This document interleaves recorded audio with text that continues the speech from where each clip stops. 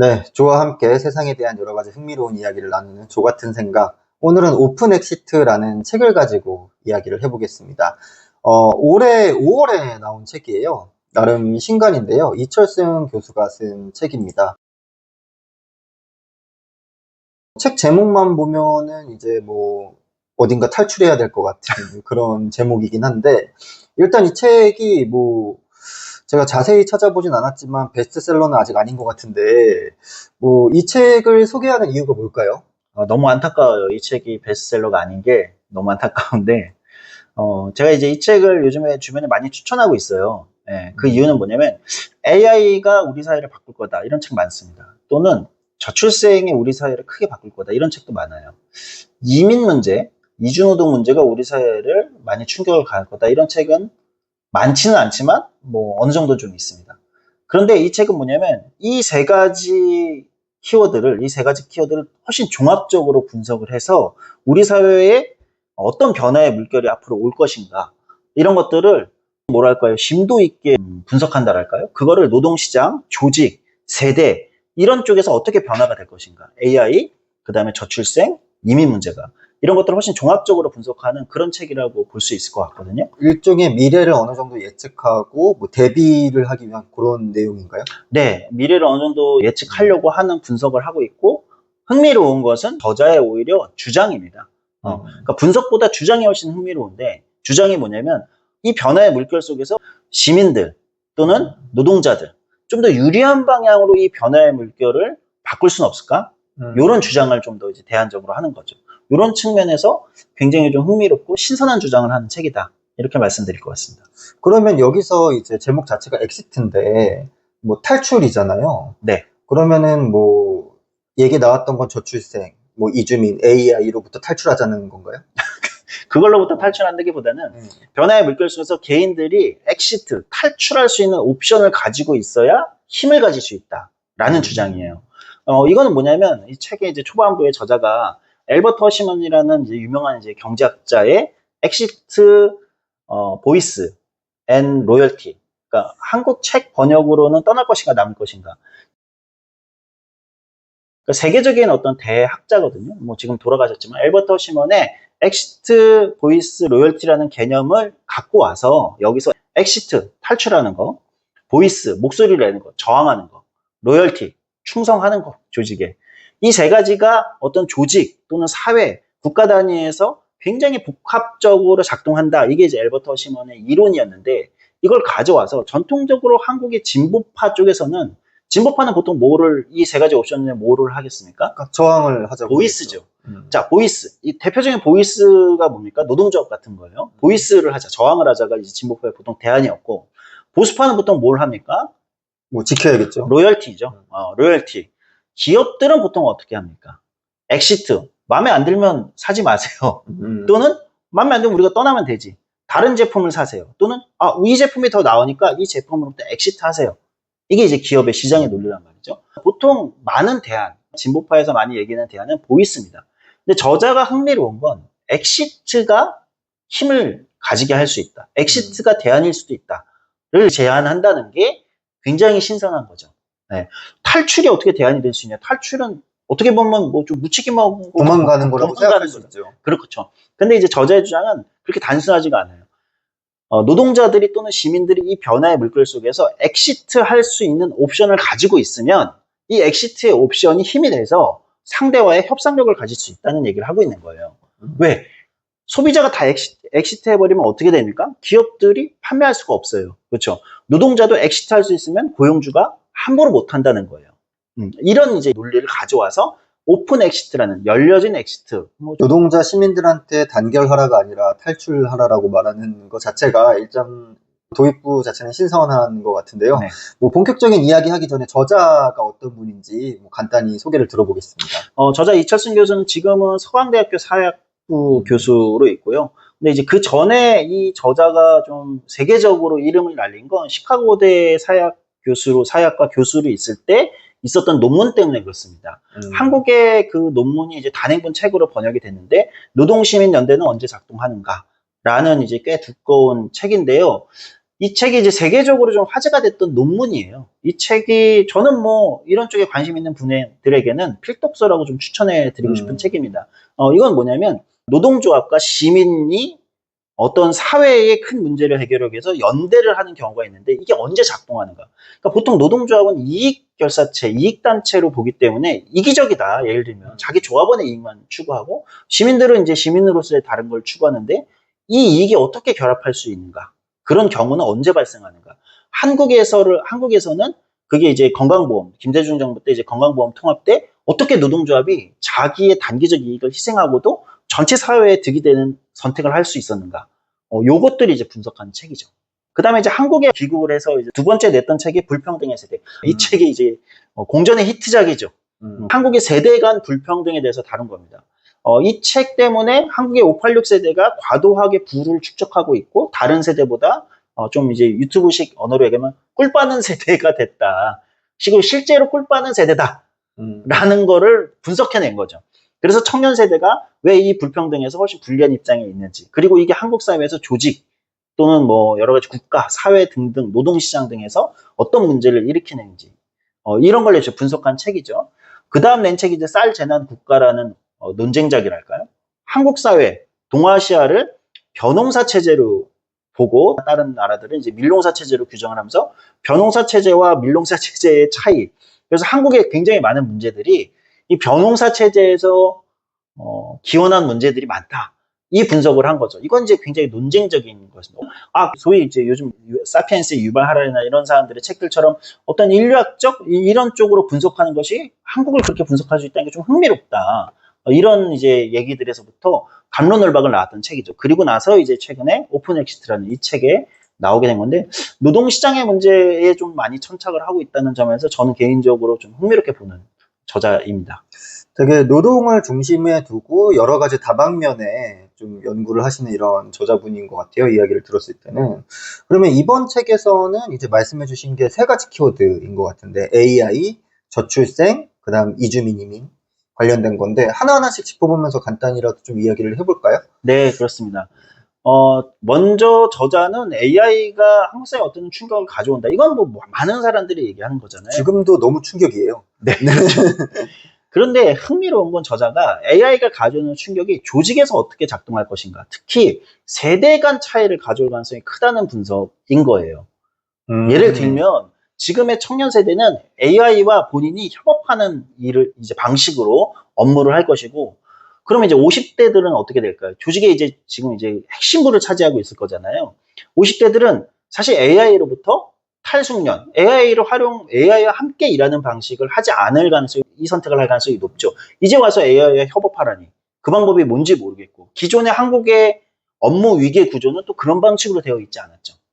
근데 AI가 생산성의 증가나 이런 것들을 만약에 크게 가져올 수 있다면, 그런 가정이 맞다면, 그거는 세대 간의, 조직 내 세대 간에 굉장히 큰 갈등을 갖겠죠.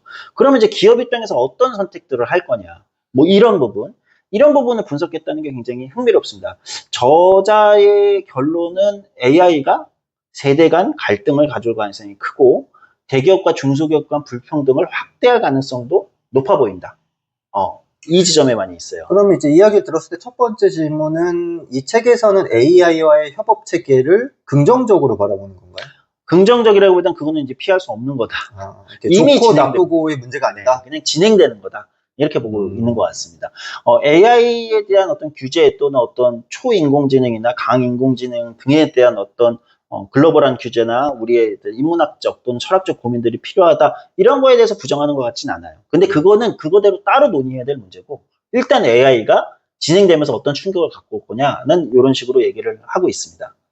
AI와 협업하는 어떤 능력을 갖춘 청년 세대 노동자들이 향후에 여기서 어떤 이제 자기 주권을 행사할 거냐, 기업 안에서 목소리를 어떤 식으로 할 거냐, 그리고 그걸 가지고 어떻게 자기 협상력을 높여낼 거냐, 뭐 이런 부분들에 대해서는 고민을 하고 있는 것 같습니다. 그럼 일단 AI와 협업을 할 수 있는 그런 역량을 갖춘 것 자체가 중요한 조건이라고 보는 거네요. 특히 저자는 전작에서 불평등 문제를 계속 다뤄왔기 때문에 여기서도 사실은 AI와 협업할 수 있는 능력을 갖추는 것에 있어서 어떻게 될까요? 저는 이미 불평등이 만들어지고 있는 것 같아요.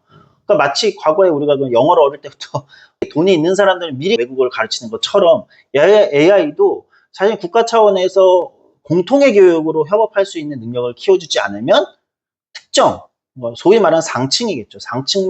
상층의 자녀들만 그 능력을 갖추고 노동시장에서 살아남을 가능성이 큰 거죠.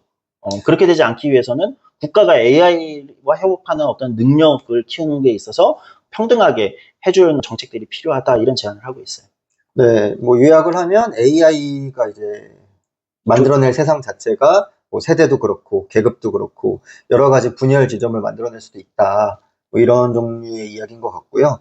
다음 이야기로 넘어가 보겠습니다. 그 다음 두 번째 키워드는 저출생이에요. 네. 저자는 저출생에 대해서 어떻게 이야기를 하고 있나요? 저자가 저출생에 접근하고 있는 문제가 굉장히 흥미로운데요, 저는. 그러니까 저자는 그럼 한국만 저출생이냐? 그렇진 않죠. 사실 한국만큼 저출생인 나라가 일일이 다툰 나라가 하나 있습니다. 싱가포르, 도시국가인 싱가포르를 제외하면 거의 일일이 다툰 나라가 있죠. 어디냐면 전쟁하고 있는 나라들 말고 제외하면 대만입니다. 그리고 일본은 이미 초저출생이 된 지가 너무 오래됐어요. 그렇죠. 일본이 0점대는 아니지만 1.2가 안 될 겁니다, 지금. 네. 근데 그 상태가 더 오래됐어요, 우리보다. 훨씬 일찍부터. 그럼 이제 저자는 질문하는 거죠. 왜 동아시아 나라들은 다 저출생 문제에 시달리는가? 한국, 대만, 일본은 왜 모두 저출생인가? 이 질문에서 시작을 한다는 거예요. 보통은 급격하게 경제 성장을 했고 변화가 급격했기 때문이다라고 이야기를 많이 하긴 그렇죠. 하죠. 이런 겁니다. 한국, 일본, 대만 모두 빠른 경제 발전을 이끈 핵심 구조라는 게 있어요. 이 저자의 이제 저 앞에 나오는 소셜 케이지라는 개념을 조금 먼저 이해해야 되는데, 소셜 케이지, 그러니까 어떤 한 사회의 각종 규범과 제도, 구조 같은 거예요. 뭐 그냥 퉁쳐서 얘기하면. 네. 사실은 이 세 나라 모두 빠른 경제 발전을 이끈 건 남성 가부장제 위주의 경제 체제와 제도였습니다. 오히려 봉건적 요소가 있었다. 그렇죠. 한국은 남성이 벌고 여성이 집에서 육아와 전업주부를 하고, 일본도 남성이 벌고 전업주부를 하다가 일본은 뭐니까 남성은 전일제 종신고용제, 여성은 파트타임. 일본의 비정규직 예전에 파트타임 노동 문제는 대부분 다 중년 여성이었습니다. 이 두 가지 이제 경제 모델, 대만도 비슷해요. 이렇게 해왔는데, 이게 이제 여성의 교육 수준 상승과 더불어 여성들이 이제, 아니, 내가 왜 이제 경력 단절을 해야 돼? 나 이 커리어로 계속 경쟁해야 돼. 왜 그럴까요? 자본주의가 가르쳐 줬거든요. 너 일자리 없으면, 너 커리어가 없으면, 너는 여성으로서 이제 계속 억압받을 수밖에 없어. 이거죠. 여성들이 예전부터 이 얘기 많았잖아요. 여성들이 이혼을 하려고 할 때, 남편이 뭐 바람을 펴서 뭐 해서 이혼을 하려고 할 때 가장 걸리는 게 뭡니까? 경제적 능력이었어요. 그렇죠. 예전에 우리 어머니 세대나 이런 여성들은 이미 경력은 20대 때 단절됐죠. 20대 중반에 단절됐고, 자기는 이제 20년 정도 시간이 흘러서 이제 이혼하고 싶어도 나가서 먹고 살 수 있는 경제적 능력이 없어요. 그러니까 계속 남편이 때려도, 남편이 바람을 펴도 같이 사는 게 우리 어머니 세대의 삶이었습니다. 그런데 지금 시대의 여성들은 그렇지 않아요. 내가 왜 너랑 같이 살아야 돼? 내가 너와 더 이상 사랑하지 않는데 나 이제 같이 안 살아. 뭐 이런 게 훨씬 세졌죠. 그러기 위해서라도 뭡니까? 자본주의가 가르쳐 줬기 때문이에요. 너의 커리어가 있어야 돼. 너 일자리 없으면 넌 여성으로서 이 사회에서 아무것도 아니야. 그러니까 여성들은 커리어 개발을 계속 가는 거예요. 대표적으로 이런 예를 들어볼게요. 황혼이혼이라는 단어가 유행했던 적이 있어요. 벌써 한 15년, 20년 전부터 유행을 했어요. 언제 일본에서부터 유행이 된 겁니다. 20년 전부터 60대가 넘어가서 남편이 이제 퇴직을 했는데 갑자기 부인이 지금까지 잘 살고 지금까지 남편에게 다 순종적인 전형적인 일본 여성이 60세가 넘어서 남편이 퇴직하자마자 갑자기 이혼하자고 하는 겁니다. 그러면서 이제 남편의 퇴직금과 이거에 위자료를 청구해서 그 목돈을 가지고 이혼하는 거죠. 이 황혼이혼이 유행했던, 이건 이유가 있어요. 일본이 남성 가부장제 경제 개발 모델이었기 때문에, 그렇기 때문에 여성들이 자기 커리어가 없으니까 황혼의 이혼을 요구할 수밖에 없는 거죠. 그때 가서 남편의 목돈이 생겼을 때 위자료를 청구해서 나가야 경제적으로 이제 안정이 되니까. 근데 이제는 일본도 한국도 대만도 다 바뀐 거죠. 황혼까지 갈 게 아니라 내가 아예 커리어를 계속 유지하면 되잖아. 그러면 나는 나 혼자 주체적으로 살 수 있어. 이렇게 돼버렸다는 거예요. 그러니까 무슨 말이냐면, 그래서 여성들은 경쟁하기 위해서 이제 결혼하지 않고 아이를 낳지 않는 거예요. 남성들은 오히려 반대죠. 결혼하기 위해서 더 치열하게 경쟁하죠. 내가 더 좋은 회사 들어가고 더 스펙을 쌓아야 여성들이 날 만나줄 거야. 우리가 결혼할 수 있어. 남성 가부장제가 여전히 남아있기 때문에 부담이 더 크잖아요. 남성에게 가진 뭐 집을 마련해야 돼. 뭐 소득도 어느 정도 돼야만 결혼을 할 수 있대. 이 압력 때문에 더 경쟁을 한다는 거예요. 이 두 개가 안 맞는 거죠. 그렇죠. 만나지 않을 것 같은데요. 만나는 지점이 없는데요. 그게 저출생을 발생시키고 있다고 보는 겁니다. 그래서 결국은 이 동아시아의 어떤 이런 가부장제 모델과 이 경제 발전, 이것이 현재의 교육 수준 상승, 여성의 지위 상승하고 충돌하고 있는 거다. 이렇게 보는 거죠. 이것도 마찬가지로 뭐 좋고 나쁨으로 보기보다는 이런 조건이고 지금 이런 세상이 됐다 정도로 그렇죠. 설명을 하고 있는 거라고 우리가 이해하는 그 거죠. 기반 위에서 소득 35,000불 또는 선진국이 된 거니까요. 이 동아시아 3국이 사실은. 그렇기 때문에 그냥 우리의 조건인 거죠. 자, 그래서 어떻게 할 거냐? 이 고민을 하는 거죠. 어떻게 할 거냐에 대한 답도 제시를 하나요? 저출생 문제를 당장 해결할 수 있다고 이런 식으로 제시하진 않아요. 저는 그게 좀 더 설득력이 있었습니다. 저출생을 당장 이 구조에서 해결할 수는 없다. 안고 가야 된다. 당분간은. 이게 저자의 주장인데, 다만 저자는 이런 얘기를 하는 게 좀 더 설득력이 있었어요. 뭐냐면, 저출생 때문에 아이를 낳고 싶은 사람인데 못 낳는 사람들을 위해서 뭐 육아휴직을 확대한다든지 이런 제도를 하는데 왜 작동하지 않는가? 사실 한국의 육아휴직제도 굉장히 잘 돼 있거든요. 전 세계적으로 비교해봐도 이 정도 잘 돼 있는 나라 많지 않습니다. 근데 왜 잘 작동하지 않는가? 왜 그걸로 아이를 낳지 않는가? 이 문제에 좀 고민을 하는데 한국에서 잘 사용하기 어려운 문제. 이걸 이제 특히 저자는 본인의 전작인 쌀재난 국가의 변홍사 체제로 갖고 갑니다. 동아시아는 변홍사 체제라는 건 뭐냐면 강력한 조직 내에서의 협업 시스템이라는 거예요. 각자 개인이 자기 업무를 달성하는 시스템이 아니라 조직이 같이 그 안에서 자기 역할을 가지고 협업하는 시스템이라는 거예요. 이런 구조에서 육아휴직을 사용하는 거, 연차휴가 하나 사용하는 것도 예전에 쉽지 않았잖아요. 그렇죠. 눈치 보이죠. 육아휴직 더더구나 마찬가지입니다. 기업의 입장에서도 조직 구성원들이 오히려 눈치 주는 거예요. 불편한 진실을 얘기하고 있는 겁니다. 육아휴직 왜 사용할 거냐? 회사가 압박을 줘서? 아니에요. 조직 구성원들의 눈치 때문에 더 그렇다는 거예요. 우리 팀에 피해를 주는 그렇죠. 그런 사람이 돼버리니까. 그렇게 되는 거죠. 그러면은 조직 구성원들이 생각을 바꿔라? 아니에요. 실제 업무 부담이 온단 말이에요. 그것도 현실이거든요. 그렇죠. 동아시아에서는 그렇게 일을 하기 때문에. 그래서 저자는 굉장히 신선한 대안을 전 제시하는데 이 대안의 관점이 전 좋다고 생각합니다. 뭐냐면 싱글세 폐지 같은 걸 얘기하는 거예요. 무슨 얘기냐? 육아휴직에만 집중할 게 아니라 그럼 육아휴직을 쓰지 않는 사람들에게도 그만큼의 보상이 있어야만 눈치를 주지 않게 된다는 거죠. 저는 이런 접근이 굉장히 좋다라고 생각합니다. 그러니까 우리는 어떤 문제 해결을 위해서 해당 당사자들에 대한 어떤 부분만 자꾸 하는 경우가 있는데 그게 아닌 사람들에 대해서도 어떤 보상 체계가 주어졌을 때 오히려 이 사람들이 이 제도를 활용하기 수월해질 수 있다는 거. 보상 시스템으로 이제 육아휴직만큼 아무 때나 그만큼의 어떤 그 자기 휴가를 쓸 수 있게 안식휴가 같은 개념인데 이런 걸 쓸 수 있게 제공하자 이런 겁니다. 뭐 이야기를 들어보니까 좀 흥미로운 얘기긴 하네요. 저도 이제 예를 들어서 동료가 육아휴직을 했을 때 그것 때문에 업무가 늘어난다 라고 하면 좀 기분이 안 좋을 수 있지만 그거에 대한 보상이 따로 있다 라고 하면 조금 더 마음이 좀 여유로워질 수 있을 것 같은. 그렇죠. 네. 저는 이런 관점을 군 병역 문제에 대한 여러 가지 갈등이나 불만 이런 거에도 사용해 볼 수 있고 굉장히 다양하다고 생각합니다. 네, 첫 번째 키워드로 AI가 이제 바꿔낼 시대, 그 다음 두 번째 키워드로 저출생, 이 바꿔낼 조건들, 세 번째 키워드는 이민입니다. 이주민 문제인데요. 뭐 상대적으로 한국은 아직까지 이주민 문제가 그렇게 뭐 피부로 와닿을 정도는 아니긴 한데 여기에 대해서는 지금 책에서 어떻게 이야기를 하고 있죠? 저자는 한국은 이미 이주민의 나라다. 사실 한국의 이주 노동자 수가 뭐 합법 불법 다 합쳐서 200만이 훨씬 넘어가요.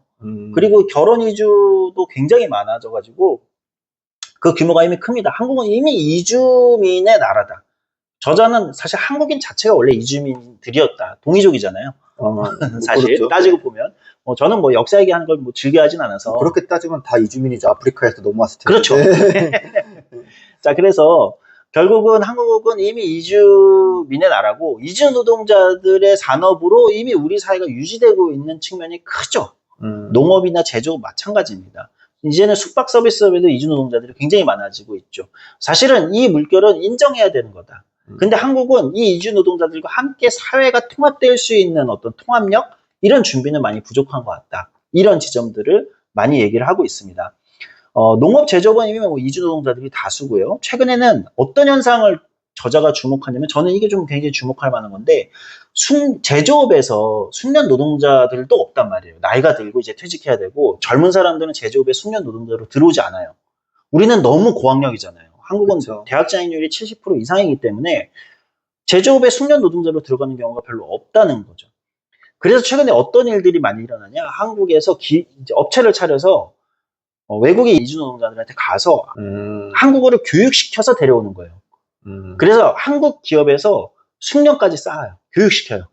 그게 회사 입장에서도 더 도움이 된다. 그렇죠. 왜냐면 저숙련의 이주 노동자들 왔다가 막 발리 떠나는 것보다 한국말도 잘 못하고 이런 것보다 한국어 잘하지. 그럼 이제 숙련도 쌓이지. 이 노동자를 장기간 데리고 있는 게 낫다는 거죠.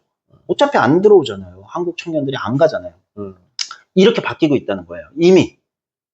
그러면 이 사람들이 숙련까지 쌓아서 이미 거기서 10년 넘게 일하게 되면 이 사람들을 우리 사회 구성원으로 받아들일 수밖에 없는 거 아니냐. 그래야죠. 이미 자기 가족과 지역과 공동체 커뮤니티를 다 만들고 살아가고 있는데 이것이 이제 한국 사회에 어떤 일들을 가져올 거냐. 이렇게 가고 있는 방향에 대해서 얘기하고 있고 이 물결은 점점 커질 수밖에 없고 그런데 이 과정에서 정치나 사회에서 여러 가지 갈등이 발생할 요소가 크다. 이런 지점을 이제 분석하고 있습니다.